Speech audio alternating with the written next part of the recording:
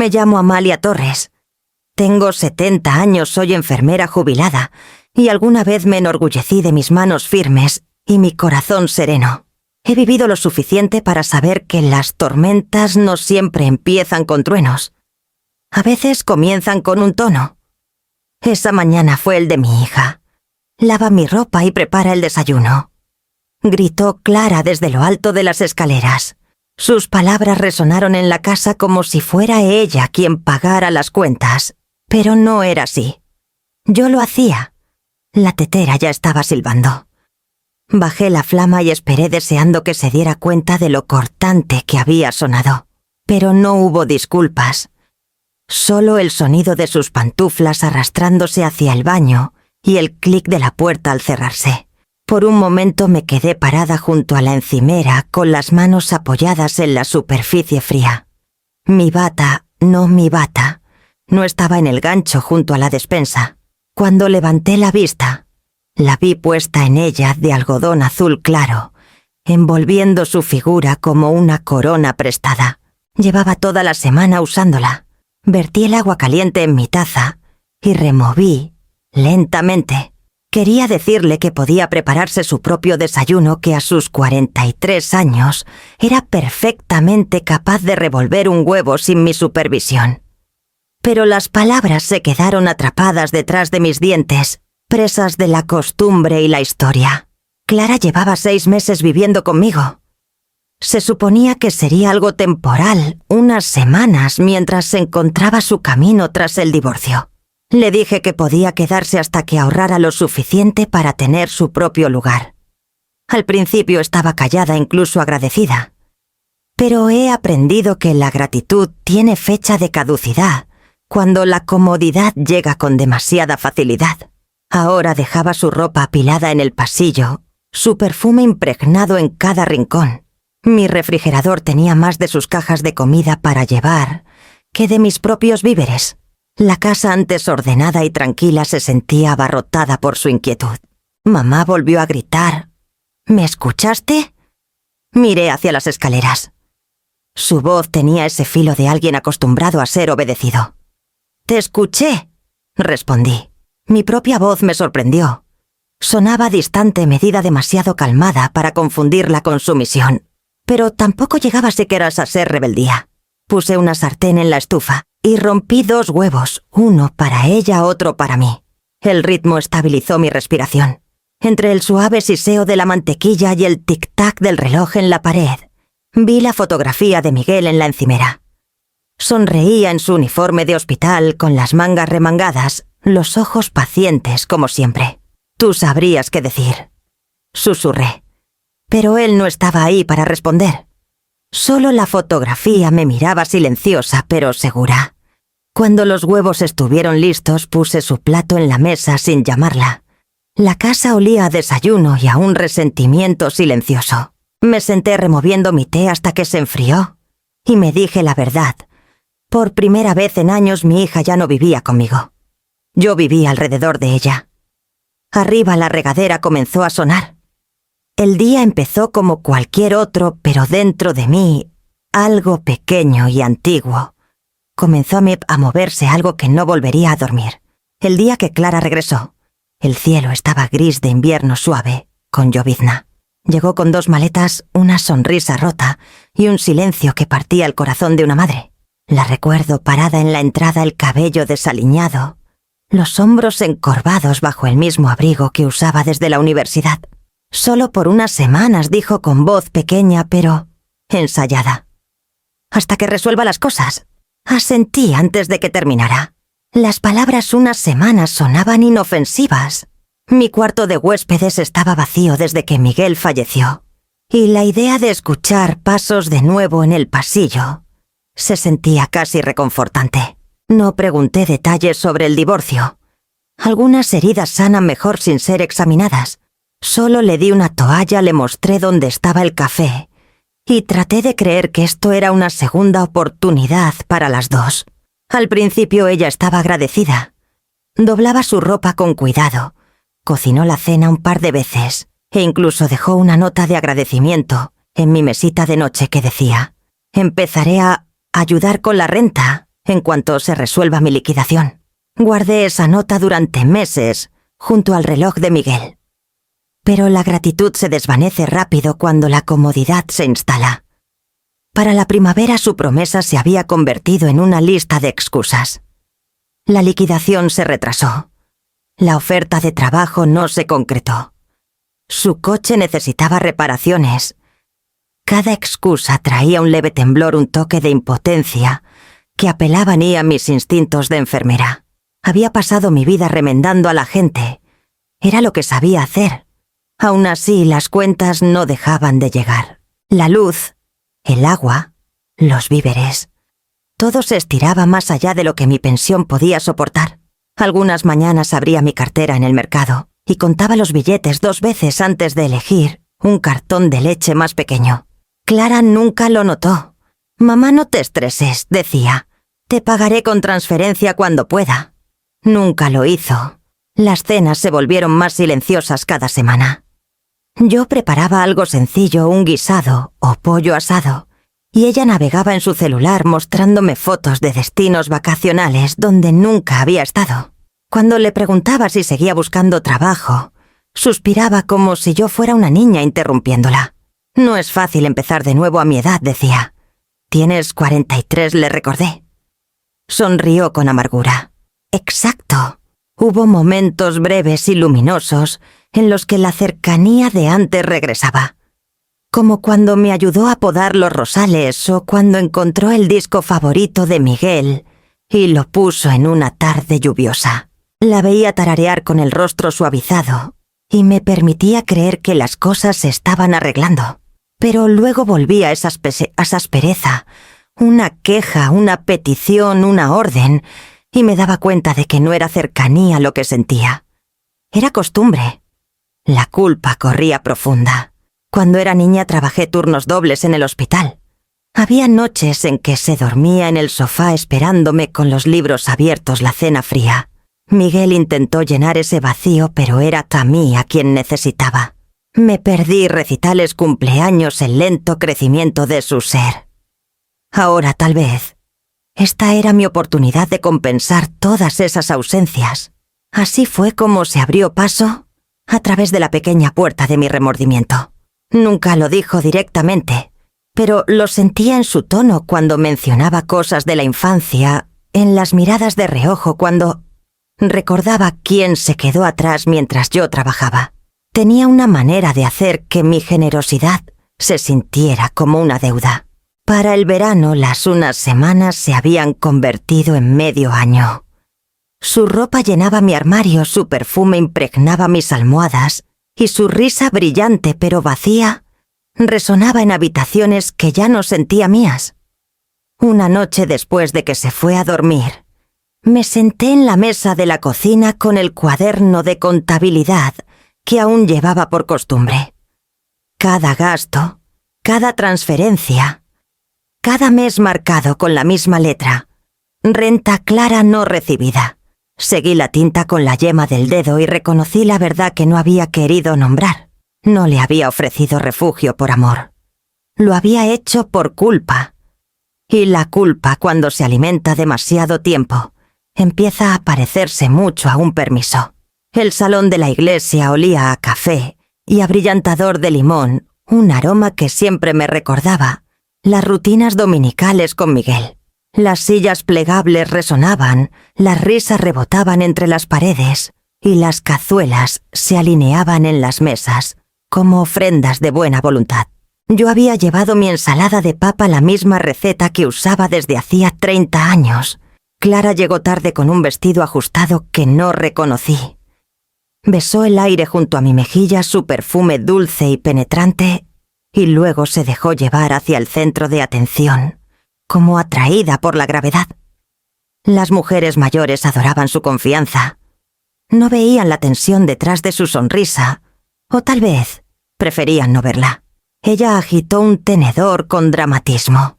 «Deberían ver cómo mi mamá se mantiene ocupada», dijo, lavando ropa, fregando platos, barriendo. «Dice que los quehaceres son el secreto para mantenerse joven». El grupo soltó risitas.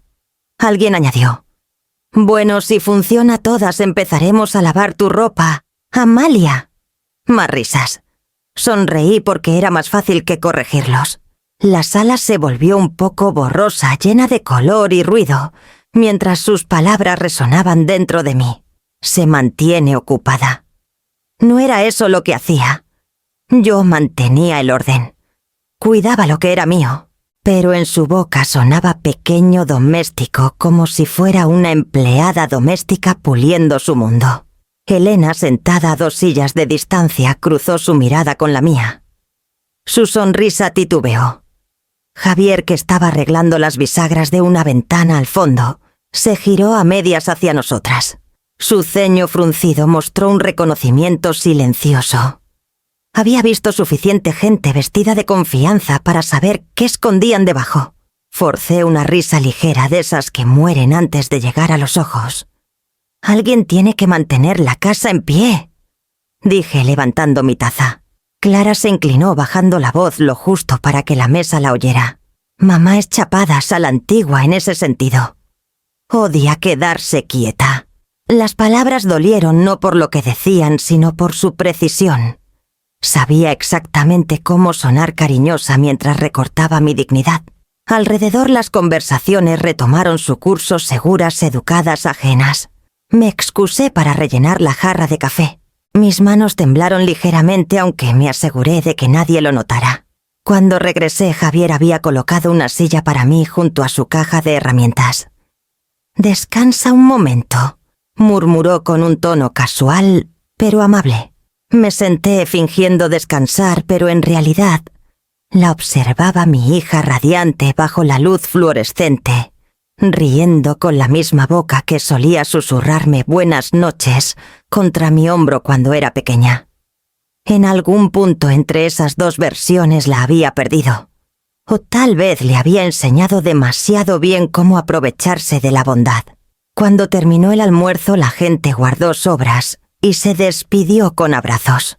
Clara entrelazó su brazo con el mío mientras caminábamos hacia el coche. «No tenías que ponerte tan seria». «Mamá», bromeó. «Era solo una broma». «Claro», dije abriendo la puerta. «Una broma». Ella tarareó mientras conducíamos a casa, un sonido ligero y despreocupado. Yo me concentré en el camino, en cómo la luz del sol parpadeaba entre los árboles. Cuando llegamos, ella subió directamente a tomar una siesta. Me quedé en la cocina. El silencio allí era más pesado de lo habitual, tan denso que lo sentía en el pecho. En la encimera estaba el viejo cuaderno de Miguel con el cuero desgastado en las esquinas. No lo había abierto en años. Lo abrí en una página al azar, esperando encontrar solo sus listas ordenadas de reparaciones o recordatorios del jardín. Pero a la mitad de una página escrito en tinta más oscura estaba: «El respeto no se hereda, se practica». Seguí la frase con la yema del dedo hasta que la tinta pareció calentarse bajo mi piel. No recordaba que él lo hubiera escrito, pero sonaba exactamente a él. Calmo, firme, inflexible. Cerré el cuaderno y me quedé ahí con la luz de la tarde, deslizándose silenciosamente por la mesa. Arriba el celular de Clara vibraba con risas que casi podía escuchar a través del piso. Pensé en todas las veces que había elegido el silencio, en todos los momentos en que sonreí, a pesar de la incomodidad, para mantener la paz. El espejo entre quién era y en quién me había convertido comenzaba a agrietarse, y esta vez no sería yo quien lo pegara de nuevo. 2 semanas después del almuerzo en la iglesia, llegó el primer estado de cuenta de la tarjeta de crédito. Casi no lo abrí esa tarde, pensando que serían los cargos habituales de la farmacia y el supermercado. Pero cuando rasgué el sobre y desdoblé el papel, la lista de compras no pertenecía ahí a mi vida. Un salón en el centro, una boutique a la que nunca había entrado, 2 cenas en un restaurante donde un solo plato costaba más que una semana de víveres, y cerca del final, un cargo por una bata de lujo de algodón azul claro, importada de Italia. Me senté en la mesa de la cocina siguiendo los números impresos. El total parecía burlarse de la cuidadosa letra en mi libreta de cheques, donde cada peso aún importaba. Por un largo momento pensé que era un error. Luego recordé la bata atada flojamente a la cintura de Clara cada mañana, el brillo de su cabello recién salido del salón, el perfume que se adhería a la escalera. Cuando llegó esa noche tarareando mientras dejaba su bolso en la encimera, doblé el estado de cuenta y lo puse junto a ella. Abrí el correo, dije. Parece que la tarjeta has estado ocupada. Apenas le dio un vistazo. Oh, eso, tranquila, mamá. La mayoría fue para nosotras. La bata también la compré para ti. No necesitaba una, respondí. Pues queda bonita en la casa, replicó encogiéndose de hombros. Y esas cenas eran para hacer contactos. No entenderías lo estresante que es empezar de nuevo. El tono no era de enojo, solo de desdén. El tipo que usa la gente cuando ya ha decidido que eres irrelevante. Entiendo lo que significan los números, dije suavemente. Ella suspiró sacando su celular del bolso. No hagas una tormenta en un vaso de agua. Te pagaré cuando se resuelva la liquidación. La misma liquidación que había mencionado, media docena de veces, cada una más vacía que las anterior. Después de que subió me quedé mucho tiempo mirando la tarjeta en mi cartera. Mi nombre estaba grabado junto al suyo 2 generaciones unidas por plástico. Había parecido conveniente cuando la añadí como usuaria autorizada el invierno pasado. Algo amable, algo de madre. Ahora se sentía como una llave que había dado sin darme cuenta de que abría todo. Esa noche preparé té y vi el reloj avanzar más allá de la medianoche. Cuando la casa se quedó en silencio, llamé al número en la parte trasera de la tarjeta. La mujer en la línea preguntó si quería desactivar al titular adicional. Sí, dije. Mi voz tembló al principio, luego se estabilizó. Quiten su acceso. Leyó la confirmación 2 veces educada pero impersonal. Cuando terminé dejé el teléfono y exhalé. El silencio se sintió pesado pero no asfixiante. Era el tipo de silencio que viene después de cerrar una puerta que nunca debiste abrir. En los días siguientes comencé a guardar recibos. Tickets del súper, estados de servicios, cada transacción pequeña. Abrí una carpeta etiquetada casa y guardé cada papel dentro. Luego imprimí las transferencias que le había hecho a Clara, depósitos mensuales para ayudarla a ahorrar, hasta que se estabilizara. Escribí en la parte superior de cada una con letra cuidadosa. Renta Clara no recibida. No era venganza. Era llevar un registro, algo que había hecho toda mi vida. Las enfermeras anotan lo que ven. Ese hábito nunca te abandona. Cada línea de tinta se convirtió en prueba de que no había imaginado esa lenta erosión de límites. Prueba de que el amor sin límites puede convertirse en deuda. Para el fin de semana la casa se sentía ligeramente diferente.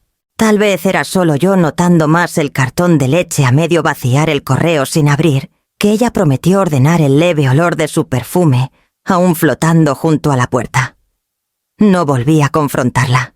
Simplemente comencé a reclamar pequeños rincones de mi vida, mis finanzas, mi espacio, mi silencio. El lunes por la mañana la bata ya no estaba en su gancho. La encontré arrugada en la cesta de ropa sucia, con manchas de maquillaje en el cuello. La lavé, la doblé cuidadosamente y la guardé en mi armario donde pertenecía. Parada allí con el vapor subiendo de la plancha, sentí que algo cambiaba de nuevo sutil, firme, como una puerta que comienza a destrabarse tras años de presión. La claridad no llegó de golpe, pero había comenzado. Y con ella vino una paz que no se parecía en nada a la rendición. A mediados de septiembre, el aire se volvió más fresco, de esos que traen alivio y advertencias a la vez. Estaba en el jardín podando las hortensias cuando Clara salió al porche con el celular pegado al oído. Sonreía de esa manera deliberada que usaba cuando quería algo. Mamá gritó bajando el teléfono. «Tengo noticias. La iglesia quiere organizar una cena de agradecimiento comunitario la próxima semana. Y les dije que ayudarías a organizarla. Pensaron que sería perfecto para honrarte por todo lo que has hecho». Levanté la vista desde la tierra con las tijeras en la mano. «Honrarme sí. Siempre estás ayudando siendo voluntaria.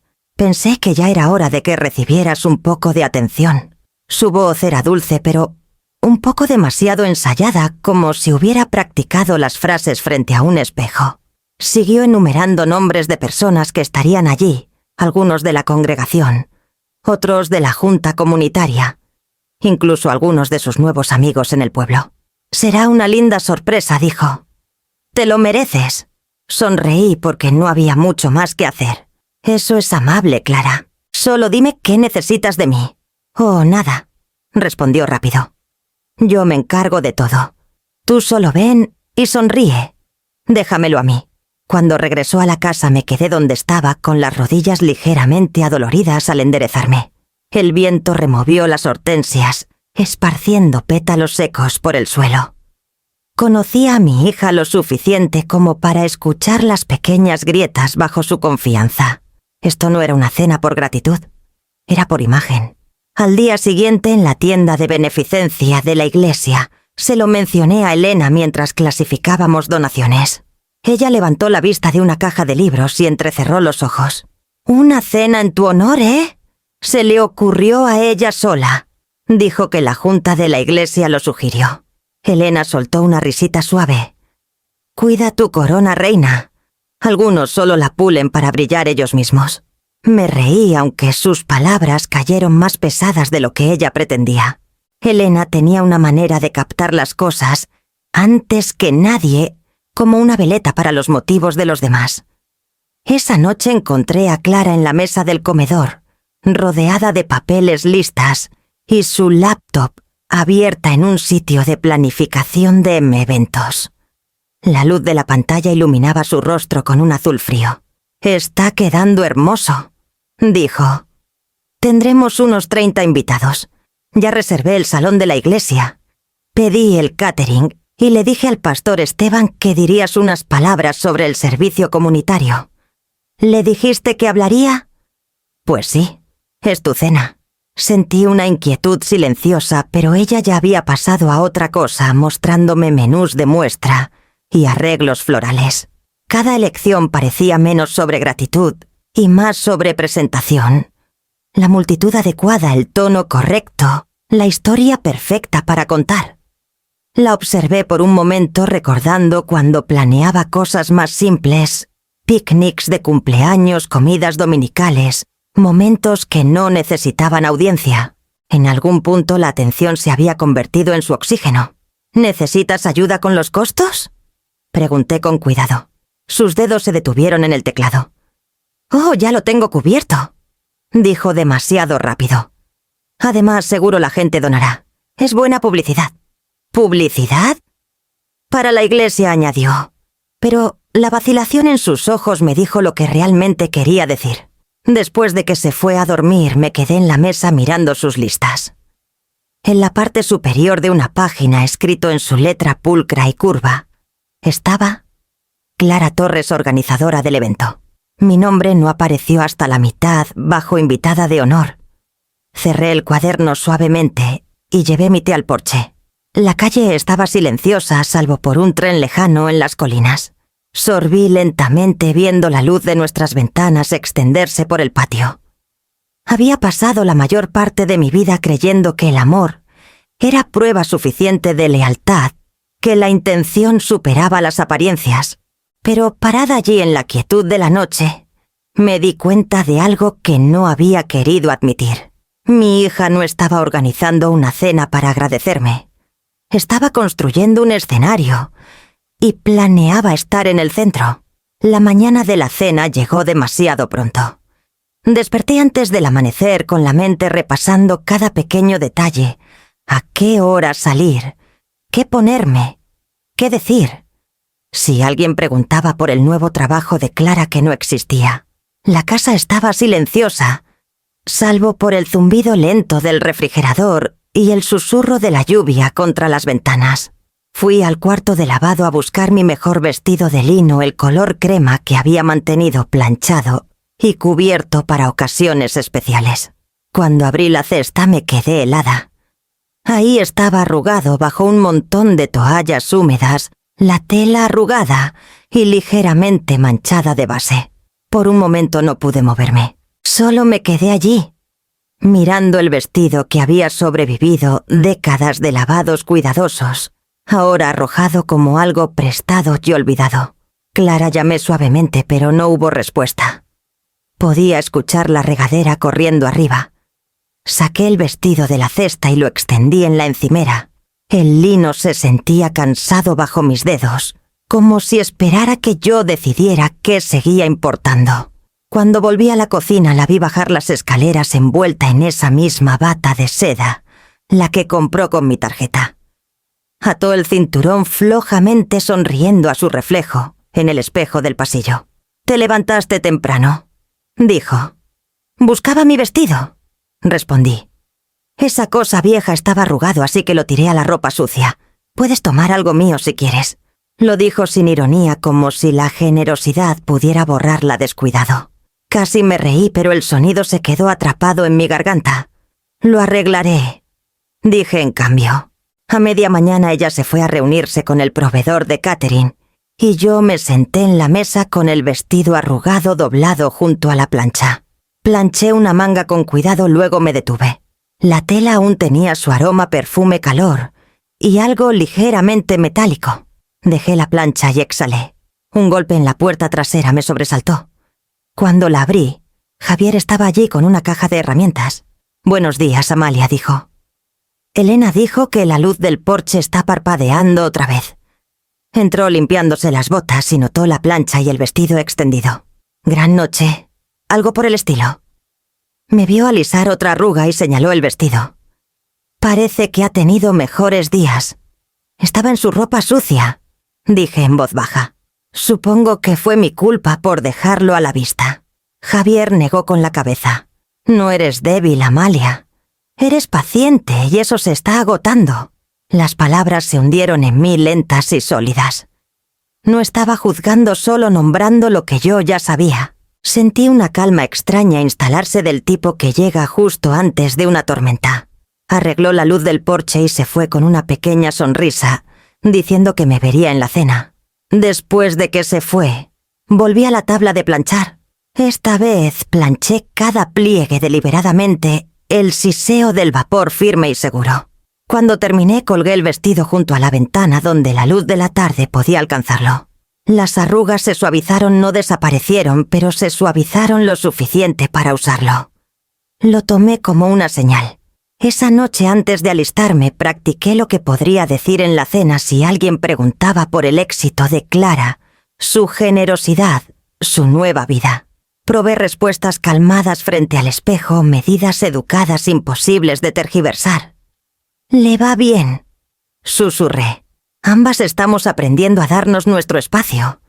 No era del todo cierto, pero estaba lo suficientemente cerca de la paz para esa noche. Afuera la lluvia había parado. La luz del porche que Javier arregló brillaba firme a través de la neblina.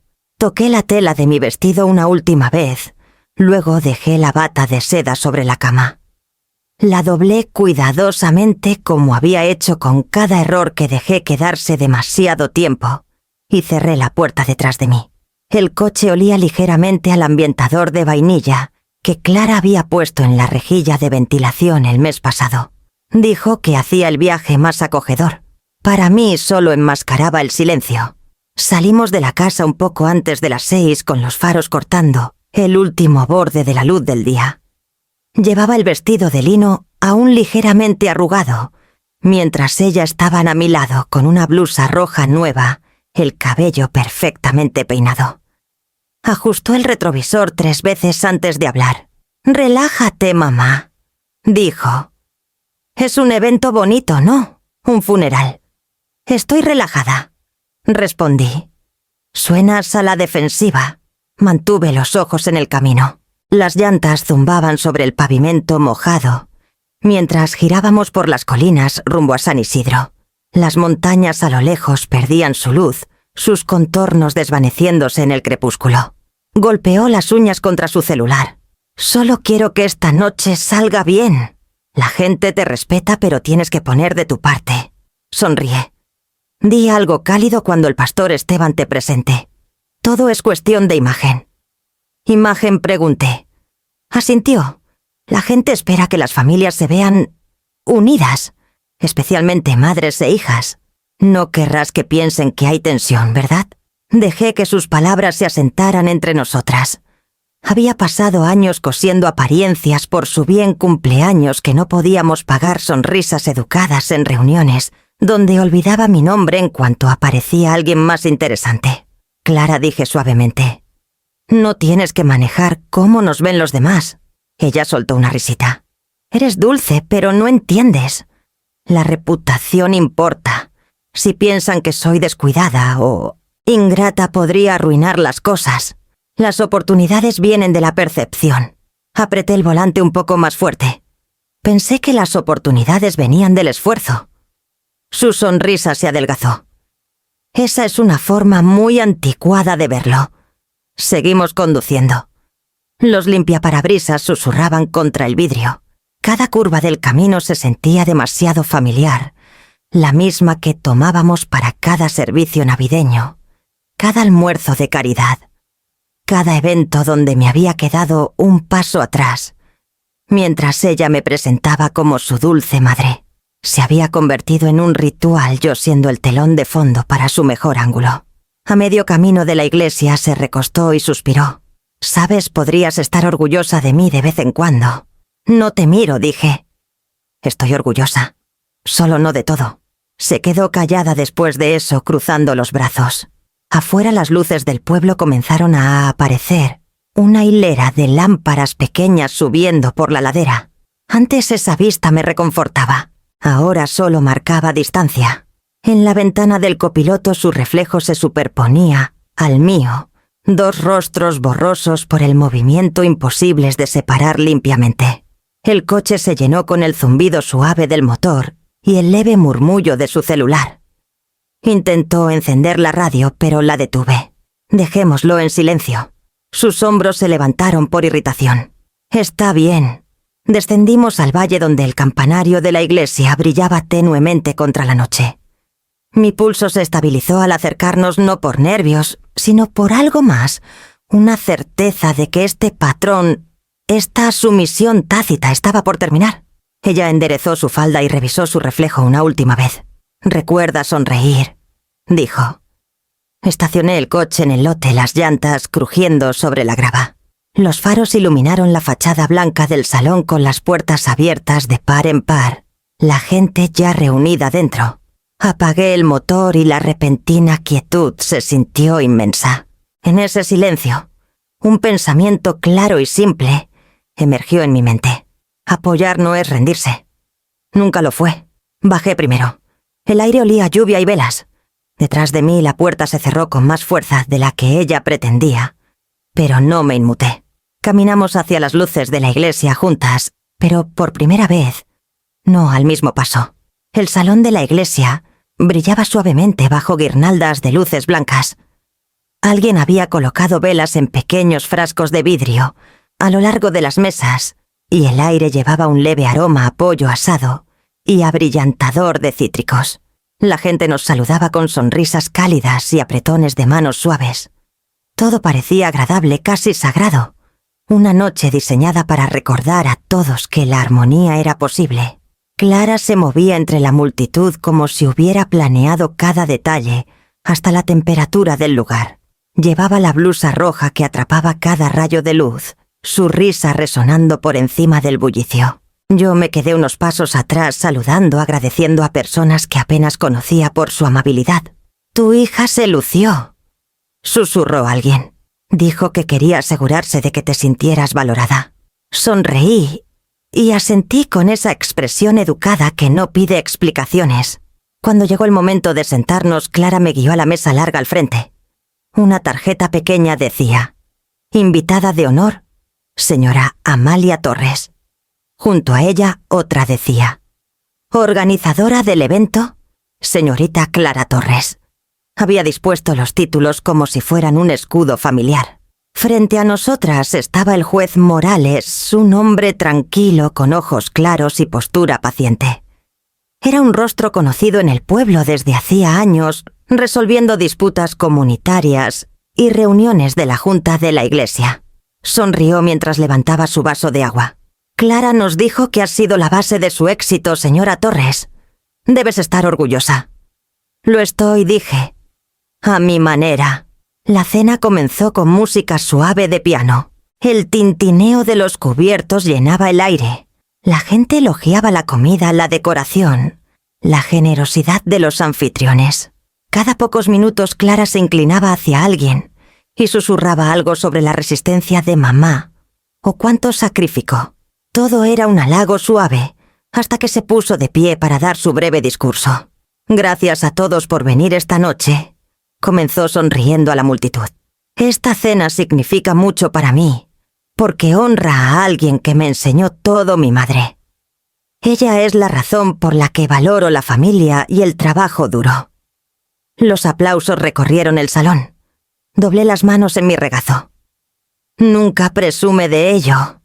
Continuó Clara, pero he estado cubriendo todos los gastos de la casa estos últimos meses. Es lo menos que puedo hacer. Ella me dio todo y ahora me toca devolverle el favor. Sus palabras flotaron por la sala como perfume dulces y venenosas. La gente murmuró admiración. Una mujer susurró: «¡Qué hija tan dedicada!». La miré no con enojo, ni siquiera con sorpresa. Solo quieta. La mentira llevaba tiempo gestándose. Podía escucharla en el ritmo ensayado de su voz, en la forma en que inclinaba la barbilla, como si el reflector le perteneciera solo a ella. Al otro lado de la mesa el juez Morales asintió con aprobación. «Eso es admirable, Clara. Cuidar de la familia dice mucho de una persona». Ella puso una mano sobre su pecho fingiendo su humildad. «La familia siempre es primero». Tomé mi vaso de agua, el vidrio frío contra mis dedos. Mi bolso estaba a mis pies, más pesado de lo habitual, con la carpeta que había guardado esa mañana. Recibos, transferencias, registros. Había dudado en traerla, pero decidí que la paz sin verdad era solo un silencio disfrazado de perfume. Mientras la sala pasaba al postre, la observé reír con los invitados, cada gesto perfectamente calculado. Casi podía admirar su control si no estuviera construido sobre el robo silencioso del mío. Cuando retiraron los platos, levantó su vaso una vez más. Por mi madre, dijo: «El corazón de nuestro hogar». Los invitados repitieron el brindis, ignorantes de lo que descansaba silenciosamente bajo mi silla, el peso de la prueba, el fin de la farsa y la calma que había estado guardando para este preciso momento. La sala aún estaba cálida por los aplausos cuando alcancé mi bolso. El murmullo había vuelto a crecer, el tintineo de copas y risas suaves, mezclándose en un zumbido constante. Clara estaba cerca de la cabecera de la mesa, con una mano descansando ligeramente en mi hombro, aceptando cada cumplido que le dirigían. «Es una santa», dijo alguien. «Debes estar muy agradecida». Sonreí sin responder. Agradecida no era la palabra para lo que sentía. Cuando la atención de la multitud se desvió hacia la mesa de postres, saqué la carpeta de mi bolso y la puse junto al centro de mesa, un pequeño jarrón de rosas blancas que temblaba con el menor movimiento. La carpeta era sencilla, marrón discreta, pero cargaba meses de ajuste de cuentas silencioso. La abrí con cuidado, alisando los papeles. Cada recibo de transferencia tenía la misma nota escrita a mano: «Renta Clara». Los alineé en una fila ordenada a lo largo del borde de la mesa. Al principio nadie lo notó. Luego Javier, sentado cerca del final, vio los documentos. Su ceja se alzó, un destello de comprensión cruzando su rostro. Frente a él, el juez Morales se inclinó ligeramente con el tenedor detenido en el aire. «Mamá, ¿qué haces?». La voz de Clara había perdido su brillo. La miré. «Solo estoy completando la historia, querida. Olvidaste estos». Ella rió, un sonido que cayó con demasiada brusquedad. «No tenías que traer papeles a una cena. Los papeles mantienen las cosas honestas», dije. Las conversaciones a nuestro alrededor comenzaron a desvanecerse, la curiosidad tomando fuerza. Una mujer con una bufanda de perlas susurró algo a su esposo.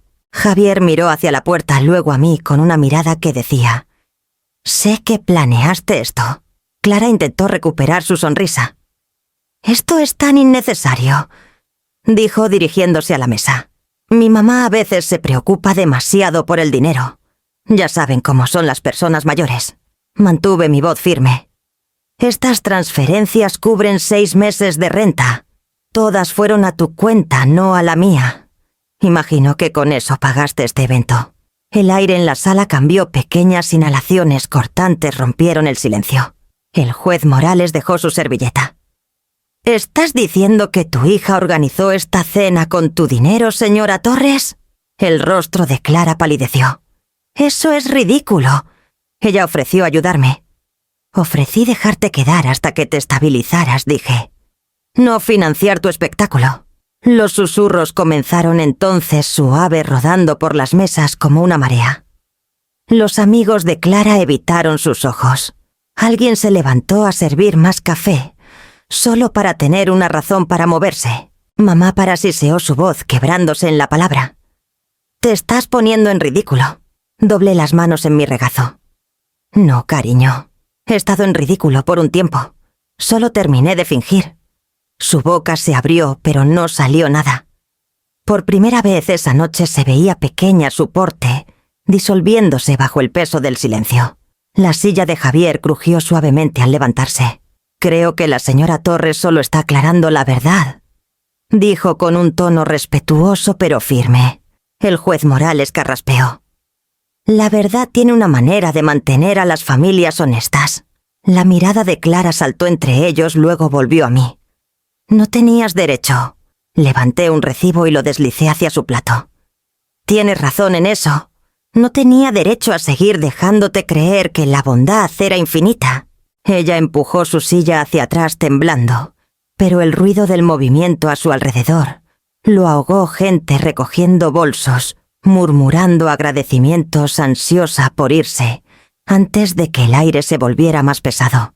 Las luces del salón parecían más duras ahora, menos indulgentes. Comencé a apilar los recibos de nuevo, uno por uno, como si fueran solo pedazos de papel, y no el registro de nuestro deshacer. Javier se acercó a mi lado, su mano descansando ligeramente en el respaldo de mi silla, un gesto de quietud firme. Cuando levanté la vista, los últimos invitados salían. Clara estaba cerca de la puerta con los brazos cruzados, su expresión atrapada entre enojo e incredulidad. «¿Arruinaste esto?», dijo. No respondí suavemente. «Tú lo decoraste». Sus ojos brillaron, pero no dijo más. Recogí la carpeta guardándola cuidadosamente en mi bolso. Mis movimientos se sentían deliberados, casi ceremoniales, como una enfermera doblando una venda final. Luego me levanté, agradecí al juez Morales por venir y me dirigí a la salida. El aire afuera era fresco, cargado con el olor a hojas mojadas. Detrás de mí los murmullos se desvanecieron en quietud. Javier me siguió hasta los escalones, sin decir nada, solo ofreciendo su brazo mientras bajaba. Se acabó no con gritos ni triunfo, sino con una precisión silenciosa. Del tipo que no deja espacio para la negación, ni lugar para el consuelo, solo la calma de algo largamente atrasado. En el momento en que el último invitado se fue, el salón pareció respirar de nuevo. Las sillas estaban desalineadas, las servilletas a medio doblar, el aroma de la comida, volviéndose rancio bajo las luces cálidas. Clara seguía junto a la puerta con las mejillas sonrojadas, las manos temblando, mientras recogía las bolsas de regalos sobrantes. «No pudiste evitarlo, ¿verdad?», dijo con la voz tensa. «Tenías que hacerme quedar como tonta». Dejé mi bolso en la mesa y la miré a los ojos. «No te hice quedar como nada. Dije la verdad. Me tendiste una emboscada, mamá. Frente a todos. Me humillaste». Su tono se quebró en partes, pero no era dolor. Era incredulidad del tipo que llega cuando el poder comienza a escaparse. No necesitaban saber nada de eso, continuó. Era privado. Avergonzaste a nuestra familia. Doblé la servilleta frente a mí, estabilizando mis manos. Tú trajiste a nuestra familia aquí primero. La risa de Clara fue aguda y amarga. ¿Entonces esto fue venganza? Querías desquitarte. ¿Tienes idea de lo duro que ha sido para mí desde el divorcio? ¿Crees que este numerito te hace mejor que yo? La palabra numerito quedó suspendida entre nosotras. Se sentía extraño escucharla describir la verdad, como si fuera un teatro. Creo, dije con cuidado, que hace las cosas claras. Golpeó la mesa con la mano sobresaltando a los pocos voluntarios que aún apilaban sillas al fondo. Siempre has tenido que ser la heroína, la enfermera perfecta, la esposa perfecta, ahora la mártir perfecta. No podías dejarme tener una sola noche. Su voz se alzó hasta llenar el salón rebotando en las vigas de madera. Los voluntarios se congelaron inseguros de si quedarse o irse. Clara, dije en voz baja, baja la voz. Me ignoró. Actúas tan tranquila como si fueras una sabia anciana con todas las respuestas. Pero solo estás celosa porque la gente me quiere más de lo que nunca te quiso a ti. Las palabras dolieron más de lo que esperaba, no porque fueran ciertas, sino porque eran tan familiares. Las había oído años atrás en diferentes formas, cada vez que quería recordarme quién era más joven, más ruidosa o más querida. Me levanté lentamente empujando la silla hacia atrás. El chirrido de las patas sonó más fuerte que sus gritos. Cuando tomó aire para hacer hablar de nuevo, la corté mi voz clara y uniforme. Siéntate, Clara, dije. Eres la única que se está poniendo en ridículo. El aire cambió. Los voluntarios se quedaron quietos. Incluso las luces del techo parecieron atenuarse el silencio, tragándose el eco de mis palabras. Ella parpadeó como si hubiera hablado en otro idioma. ¿Qué dijiste? Dije que te sientes... Repetí más suave esta vez. Su cuerpo obedeció antes que su orgullo. Se hundió en la silla más cercana mirando al suelo. El sonido de su respiración fue el único movimiento en la sala. El juez Morales, que se había quedado cerca de la puerta, dio un paso adelante. Su expresión no tenía ni lástima ni juicio, solo reconocimiento. Asintió ligeramente uno que decía que el asunto estaba terminado. Recogí mi bolso. Javier estaba en la puerta esperando su presencia firme y sin palabras. Agradecí a los voluntarios por su ayuda, cada uno asintiendo torpemente antes de alejarse. Cuando llegué a la salida me detuve lo suficiente para mirarla. Estaba sentada con los hombros encorvados, la blusa roja, opacada bajo la luz. La inclinación orgullosa de su barbilla había desaparecido. Nunca quise que fuera así, dije en voz baja. No respondió. Sus ojos se quedaron fijos en la mesa donde había estado la carpeta apenas una hora antes. Afuera la noche estaba fresca y quieta. Javier ofreció su brazo y lo tomé. Caminamos por el estacionamiento en silencio, la grava crujiendo bajo nuestros zapatos. Detrás de nosotras las luces del salón se apagaron una por una, hasta que solo quedó la bombilla del porche. No volví a mirar atrás. No había triunfo en lo que pasó, solo la calma que sigue a una herida una vez limpia. Por primera vez en meses, mis manos se sentían firmes. Mi voz había hecho lo que años de paciencia nunca pudieron. Había terminado con la actuación. Cuando llegamos a mi coche, Javier abrió la puerta para mí. Hiciste lo correcto, dijo simplemente.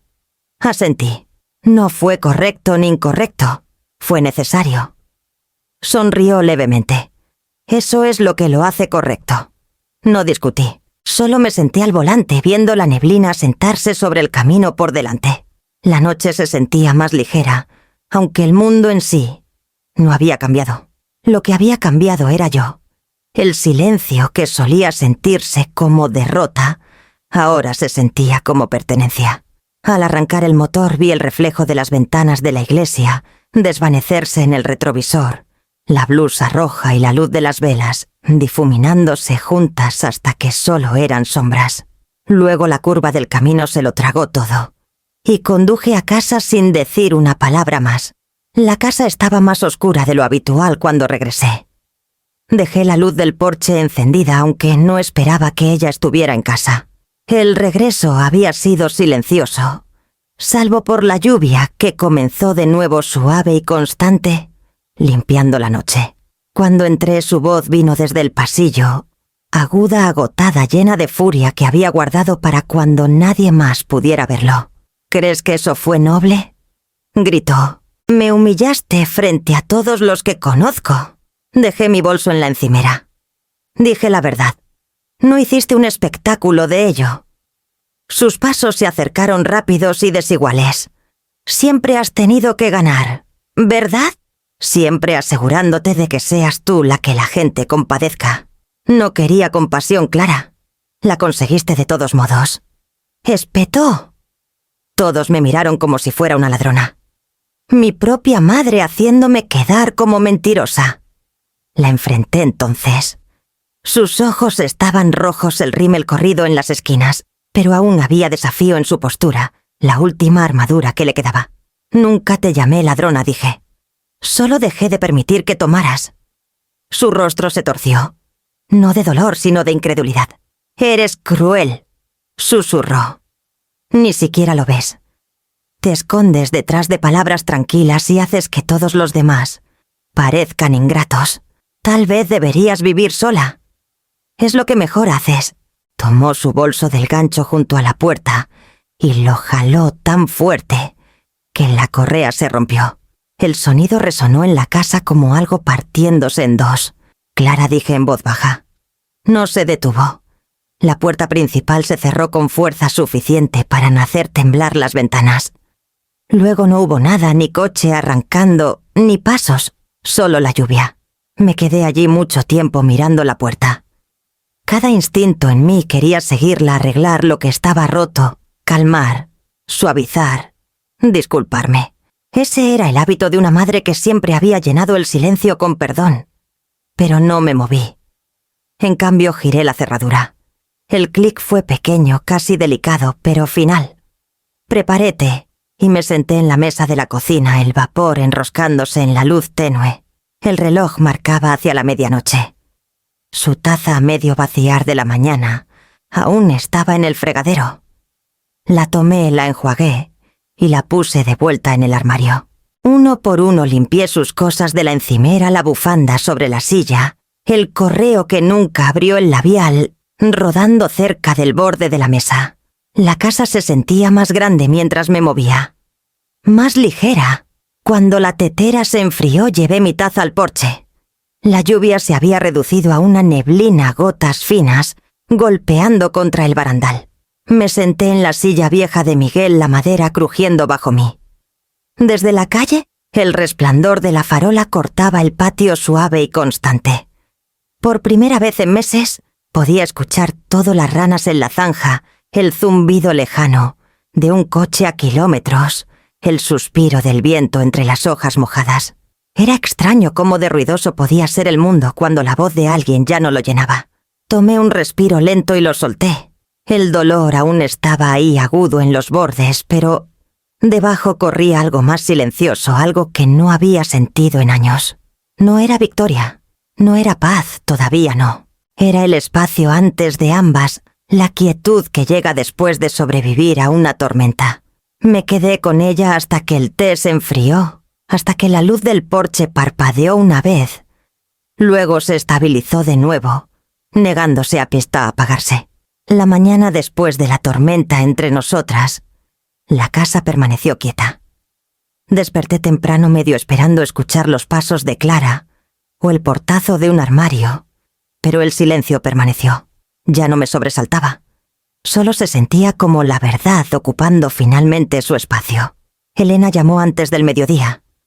Su voz traía esa mezcla de preocupación y mandato suave que siempre me había evitado caer demasiado en la autocompasión. Escuché sobre la cena, dijo suavemente. Javier me contó que te manejaste con gracia, pero la gracia no arregla el papeleo. Ven conmigo mañana a la oficina de la iglesia. Hay una mujer ahí que ayuda con disputas de inquilinos. No soy su casera, dije. Lo eres hasta que se vaya. Tenía razón. Había dejado que el arreglo se prolongara demasiado sin estructura. Lo que comenzó como bondad se había convertido en permiso. Al día siguiente nos reunimos en un salón de la iglesia que olía ligeramente a tiza y café. La consejera era una mujer llamada Miriam Vargas, de cabello plateado y precisa con lentes de lectura, colgando de una cadena de cuentas alrededor de su cuello. Escuchó sin interrumpir mientras explicaba la situación mi hija, Los meses sin pagar la necesidad de paz más que de reembolso. Cuando terminé, Miriam juntó las manos. Esto lo veo a menudo, dijo. Familia y propiedad no se mezclan fácilmente. Legalmente, si ha estado viviendo en la casa más de 30 días sin pagar renta, se considera inquilina. Para protegerte necesitarás entregar un aviso oficial de desalojo de 30 días. Sin amenazas, sin drama, solo documentación. La frase sonaba más fría de lo que quería, pero algo en su firmeza me calmó. Deslizó un paquete delgado sobre la mesa. Llena esto. Anota la dirección, su nombre y la fecha. Haz una copia para tus registros. Luego pon uno en tu refrigerador o en algún lugar visible. No puedes hacerla irse con emociones, Amalia. Necesitas procedimiento. Asentí lentamente. El procedimiento lo entendía. Así había sobrevivido 30 años en el hospital, registrando cada dosis, cada turno, cada resultado. Después de salir de la oficina, Javier esperaba afuera junto a su camioneta. Elena debió haberle avisado. Me dio un pequeño saludo y extendió una bolsa de papel. «Te traje unos sándwiches de la rosticería de Marla», dijo. «Imaginé que olvidarías comer». Sonreí. «Suenas como solía sonar mi esposo». Entonces, debió ser un buen hombre. No presionó por detalles, no preguntó por Clara. En cambio, me guió a través de los formularios, revisando cada línea en blanco, hasta que el papel se sintió menos como confrontación y más como estructura. Cuando terminamos, señaló la línea de la firma. «Eso es todo. Una vez que lo pongas, has hecho tu parte. El resto es su decisión». Esa noche, después de que se fue, me senté en la mesa de la cocina con una taza de té. El formulario estaba secamilado, nítido y oficial, la tinta aún secándose bajo la luz de la lámpara. Las palabras aviso de 30 días parecían estériles, casi impersonales, pero llevaban más significado que cualquier disculpa. Pensé en lo extraño que era cómo algo tan pequeño podía cargar tanto peso. Ya no era enojo, era liberación. Encontré un imán con forma de concha de un viejo viaje a la playa y fijé el aviso en la puerta del refrigerador. Quedó allí entre una lista de compras y una foto desvaída de Miguel con su sombrero de jardín. Los papeles se movieron ligeramente con la corriente de aire del respiradero, como si reconocieran su nuevo lugar en el ritmo de la casa. Cuando di un paso atrás, la cocina se sintió equilibrada de nuevo, silenciosa, honesta, organizada. Preparé otra taza de té y me senté junto a la ventana viendo la luz del porche que Javier arregló brillar firme contra la noche. No sabía si Clara volvería a verlo, si lo arrancaría, o si finalmente entendería lo que significaba. No importaba. El acto en sí era el cierre que había estado rodeando durante meses. La libertad, al parecer, no era ruidosa ni triunfal. Era una sola página de papel sostenida por un imán, marcando la frontera entre el amor y la responsabilidad. Y por primera vez esa frontera se sentía lo suficientemente segura para estar a su lado. Los días pasaron silenciosamente después de que puse el aviso en el refrigerador. El papel no se movió y yo tampoco. Simplemente se convirtió en parte de la cocina, blanco contra la pared amarilla, desvaída, un recordatorio de que la paz, una vez reclamada, necesita mantenimiento, como cualquier otra cosa. Clara no regresó esa semana. Algunas de sus cosas seguían en el cuarto de huéspedes, pero no las toqué. Había pasado suficientes años cuidando lo que otros dejaban atrás. En cambio, dirigí mi atención al patio trasero, el único lugar en esta casa que siempre se sintió mío, y de Miguel, juntos. El jardín se había descontrolado desde la primavera. Los rosales estaban delgados, la tierra dura, la reja caída en una bisagra. Miguel lo llamaba nuestro libro abierto. Cada fila significaba algo. Los tomates por paciencia, las cinias por alegría, las hierbas por buena salud. Después de que falleció, seguí plantando por costumbre, pero el significado se desvaneció. Javier pasó un sábado por la mañana con una caja de herramientas y 2 sándwiches envueltos en papel encerado. Pensé que podríamos arreglar esa reja antes de que llegue la lluvia, dijo. Le di un vaso de limonada y lo seguí afuera. El aire olía a tierra y agujas de pino, y la luz del sol llegaba a través de los árboles, en tiras suaves. Trabajamos sin hablar mucho. Él clavó las tablas nuevas mientras yo rastrillaba los bordes de los canteros. De vez en cuando tarareaba una melodía baja, algo que medio reconocí de la radio. No era el silencio que te oprime. Era del tipo que trabaja a tu lado. Cuando terminamos, se limpió las manos. «La reja aguantará un par de años más», dijo. «Bien», respondí. «Yo también». Sonrió, pero no contestó. Antes de irse, señaló el pedazo de tierra donde antes crecían las caléndulas. «¿Alguna vez pensaste en volver a plantar?» «Tal vez», dije. «Algo sencillo. Algo que no necesite tanto alboroto». Se tocó el sombrero al estilo antiguo y se fue. El sonido de su camioneta se desvaneció por el camino, dejando atrás un silencio que ya no dolía. Esa tarde fui al cobertizo y encontré el viejo cuaderno de Miguel, el que había sacado del cajón meses atrás. Su cubierta de cuero se había suavizado por años de uso, las páginas llenas de sus notas, en letra pequeña y cuidadosa. En la parte superior de una página en blanco, escribí un título con letras ordenadas. «El respeto comienza en casa». Luego debajo una línea propia. «La bondad sin límites es solo un permiso disfrazado». Seguí escribiendo pequeños reflejos, fragmentos de memoria, transformados en frases que se sentían como lecciones. Algunas eran cosas que desearías haberle dicho a Clara antes. Otras eran cosas que necesitaba decirme a mí misma. Cuando dejé la pluma, el sol había bajado tornando el patio dorado. Salí de nuevo. La reja brillaba tenuemente, las tablas nuevas limpias contra las viejas. Me arrodillé junto al rosal y podé algunos tallos secos. Las espinas pincharon mis dedos, pero no me aparté. El dolor en pequeñas dosis significaba que algo aún estaba vivo. Mientras trabajaba noté el silencio de la noche extendiéndose por el patio. No era el silencio que llenaba la casa después de discusiones o pérdidas. Este era diferente. Era constante, deliberado, el tipo de silencio que ganas después de decidir que la paz no necesita compartirse para existir. Cuando terminé me limpié las manos en el delantal y miré el pequeño pedazo de tierra esperando nueva semilla.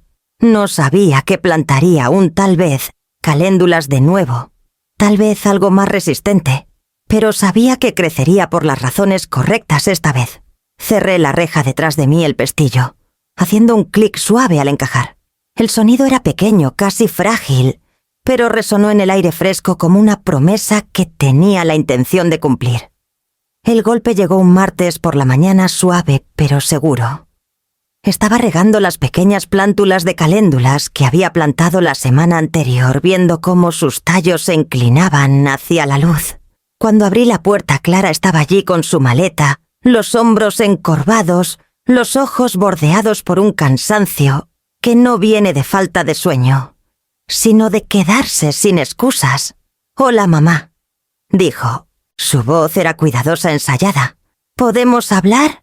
Me hice a un lado y la dejé entrar.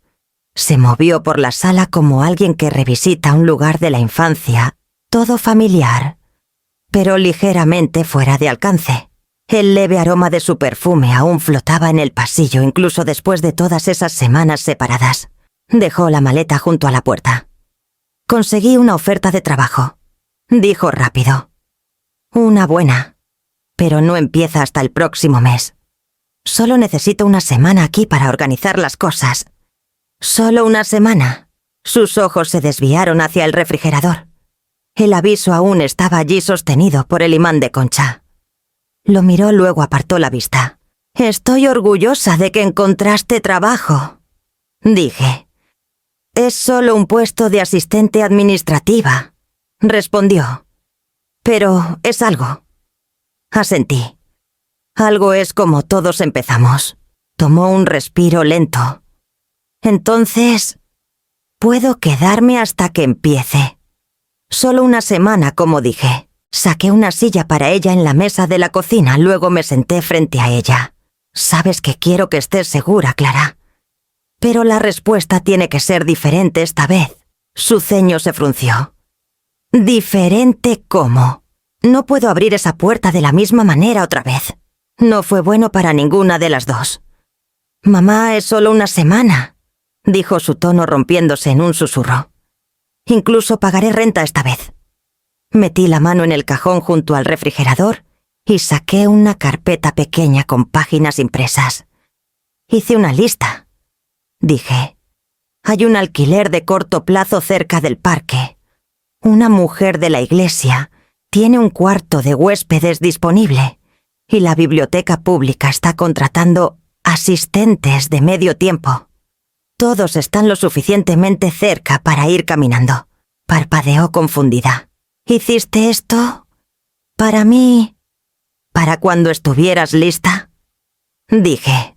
Sus ojos se llenaron no exactamente de lágrimas, sino de un reconocimiento que no estaba preparada para enfrentar. Entonces realmente estás diciendo que no. Estoy diciendo que creo que ahora puedes manejar tu propia vida. Las palabras cayeron entre nosotras silenciosas, pero inquebrantables. Miró la carpeta, sus dedos rozando los bordes del papel, como si quisiera romperlo, pero no pudiera. Pensé que querrías que regresara a casa, dijo finalmente. Lo quiero, respondí. Pero no si eso significa que tú te pierdes de nuevo, o que yo me pierda a mí. Por un largo momento ningún Eshok habló. El reloj de la cocina marcaba, y un pájaro afuera de la ventana llamó una vez. Luego se quedó en silencio. Ella alcanzó su taza de agua, tomó un sorbo. Luego la puso con cuidado. «No vine a pelear», dijo suavemente. «Lo sé. Supongo que solo quería ver si habías cambiado». «Lo hice», dije. «Pero no de la manera que piensas. Solo aprendí que ayudar no siempre significa decir que sí». Sus labios temblaron, pero logró una pequeña sonrisa. «Suenas como papá». Tal vez finalmente lo escuché. Se levantó alisando las mangas de su chaqueta. «Encontraré una solución». «Sé que lo harás». En la puerta se detuvo. «Gracias por la lista», dijo en voz baja. «Es diferente». «También nosotras», respondí. Asintió una vez y levantó su maleta. La vi desde la ventana mientras caminaba por la entrada, la luz de la mañana rompiendo sobre sus hombros. Por un momento se giró, no para saludar, solo para mirar como si viera la casa, por lo que realmente era hogar, pero no refugio. Cuando desapareció por la calle, el silencio se asentó de nuevo, suave y constante. Ya no sonaba pérdida. Sonaba confianza, echando raíces en el espacio, donde antes vivía el control. Para la primavera las caléndulas en el jardín se habían llenado sus cabezas naranjas brillantes contra la reja gris que Javier ayudó a reparar. Los días eran más largos y la casa había encontrado su ritmo de nuevo, silenciosa, limpia y constante. Ya no contaba las horas por la ausencia de Clara.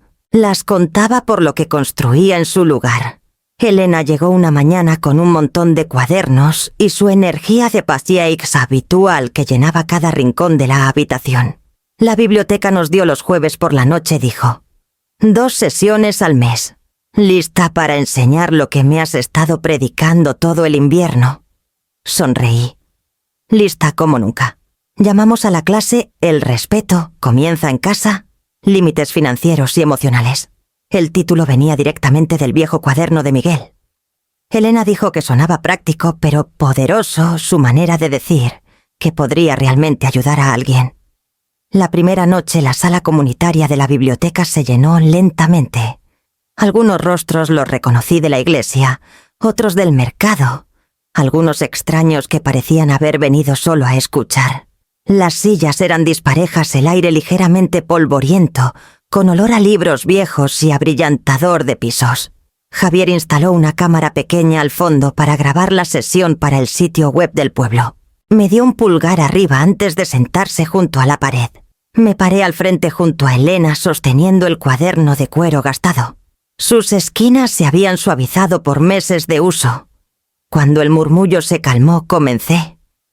Solía pensar que el respeto se podía enseñar solo con bondad, dije. Pero a veces la bondad sin estructura solo enseñas a la gente a tomar. Los límites no significan cerrar la puerta. Significan dejarla abierta solo para quienes están dispuestos a tocar. Algunas personas asintieron. Alguien al fondo se secó los ojos. Elena habló después compartiendo su historia sobre firmar préstamos para su sobrino y cómo casi le costó su casa. La sala se inclinó hacia ella. Hubo un zumbido suave de reconocimiento, el sonido que hace la gente cuando la verdad cae en un lugar inesperado. Cuando terminó, leí un pasaje corto de las notas de Miguel. La paz no es pasiva.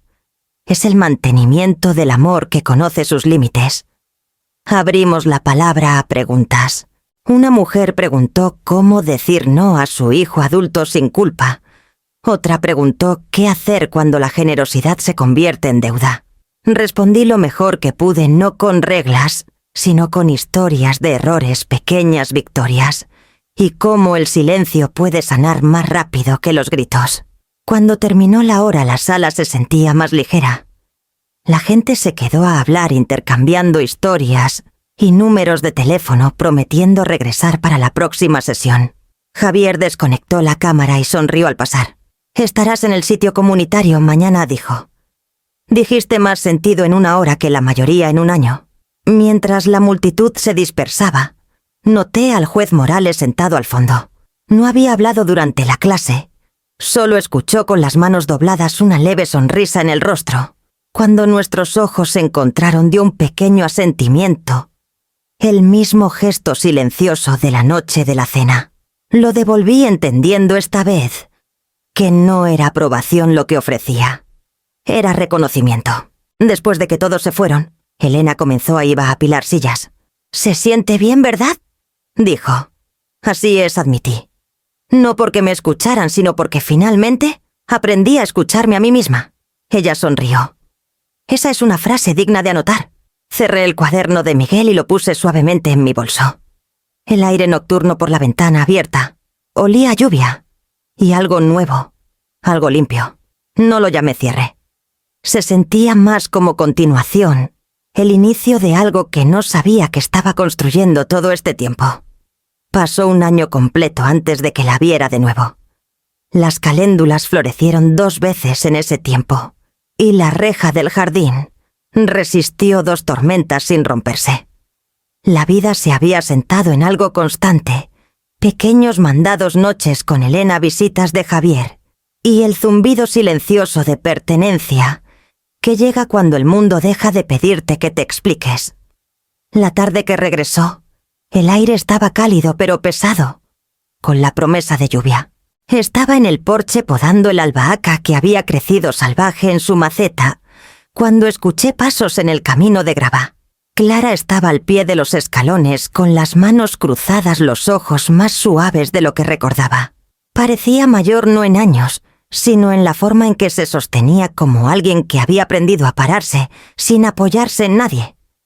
«Hola, mamá», dijo. Dejé las tijeras y sonreí. «Hola, Clara». Estaba cerca. Continuó.